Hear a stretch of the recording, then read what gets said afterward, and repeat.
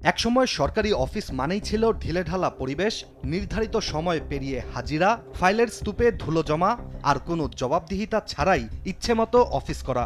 সকাল ৯টার অফিস অনেক সময় শুরু হতো ১০টা কিংবা তার উপরে। করিডোরে চায়ের আড্ডা, খালি চেয়ার আর নাগরিকদের দীর্ঘ অপেক্ষা, এটি ছিল নিত্যদিনের চিত্র। কিন্তু এবার সেই চিত্রে যেন পরিবর্তনের হাওয়া বইতে শুরু করেছে নতুন করে। প্রথমবারের মতো ক্ষমতায় আসার মাত্র কয়েকদিনের মধ্যেই দৃশ্যপট বদলে দেওয়ার বার্তা দিয়েছেন প্রধানমন্ত্রী তারেক রহমান।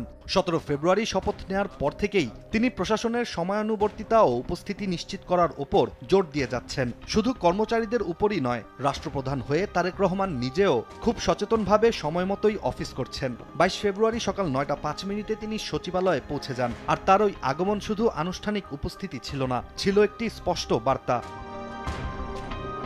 প্রধানমন্ত্রীর অতিরিক্ত প্রেস সচিব আতিকুর রহমান রুমন জানিয়েছেন, এত সকালে প্রধানমন্ত্রীকে সচিবালয়ে দেখে অনেকেই বিস্মিত হয়েছিলেন। কিন্তু বিস্ময়ের চেয়েও বড় বিষয় ছিল প্রধানমন্ত্রীর তাৎক্ষণিক পদক্ষেপ। তিনি মন্ত্রী, প্রতিমন্ত্রী, উপদেষ্টারা কারা কারা অফিসে উপস্থিত আছেন তার খোঁজ খবরও নেন সেদিন। পরে স্পষ্ট মৌখিক নির্দেশনা দেন, নির্ধারিত সময়ের মধ্যে সবাইকে অফিসে থাকতে হবে।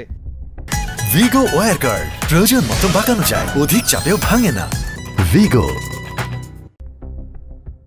এই দৃশ্যপট যেন নতুন এক প্রশাসনিক সংস্কৃতির সূচনা, যা শুধু কথায় নয়, কাজেও দেখানোর চেষ্টা। এদিকে টানা ২ দিন সচিবালয়ে কাজ করার পর সরকারি ছুটির দিন শনিবারেও তিনি তেজগাঁওয়ে প্রধানমন্ত্রীর কার্যালয়ে অফিস করেন। যার পর থেকেই প্রশ্ন উঠছে, প্রধানমন্ত্রীর এমন পদক্ষেপ কি শুধু প্রতীকী উদ্যোগ নাকি বড় কোনো পরিবর্তনের ইঙ্গিত?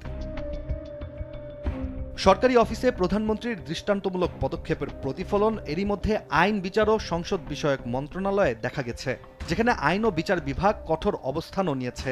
সরকারিভাবে জারি করা এক আদেশে জানানো হয়েছে, সরকারি কর্মচারীদের সকাল ৯টার মধ্যে অফিসে উপস্থিত না হওয়া, বিনা অনুমতিতে কর্মস্থল ত্যাগ করা কিংবা দেরিতে আসাকে শাস্তিযোগ্য অপরাধ হিসেবে ঘোষণা করা হয়েছে। এটি অমান্য করলে বিধি অনুযায়ী শৃঙ্খলামূলক ব্যবস্থার কথাও স্পষ্ট করা হয়েছে। এদিকে বিশ্লেষকদের ধারণা, যে কোনো সরকারের প্রথম দিকের বার্তাই ভবিষ্যৎ প্রশাসনিক গতিপথ নির্ধারণ করে থাকে। আর সময়ানুবর্তিতাকে অগ্রাধিকার দেয়া মানে শুধু অফিসে সময়মতো আসা নয়, এটি সেবার মান উন্নয়ন, ফাইল নিষ্পত্তির গতি বাড়ানো এবং নাগরিক আস্থার পুনর্গঠনের একটি যাত্রাও। নতুন সরকারের এই কঠোর অবস্থান কতটা স্থায়ী হবে তা সময়ই বলবে। তবে আপাতত সচিবালয়ের করিডোরে একটি নতুন শব্দই শোনা যাচ্ছে, যা হচ্ছে সময়নিষ্ঠা। আর এটি হয়তো বদলে দিতে পারে বহুদিনের গতবাঁধা সংস্কৃতি।